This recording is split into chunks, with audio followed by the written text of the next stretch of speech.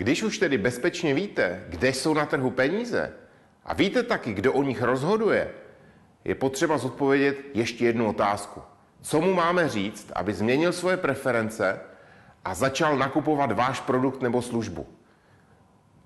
Určitě se dá o vašem produktu říct plno pozitivních věcí, ale musíte si vybrat jenom jednu. Ten důvod je v tom, že spotřebitel není schopen víc jak jednu jednoduchou zprávu absorbovat a tudíž zareagovat. Navíc komunikace mnoha zpráv simultánně vede k tomu, že taková komunikace je příliš drahá a finančně neefektivní.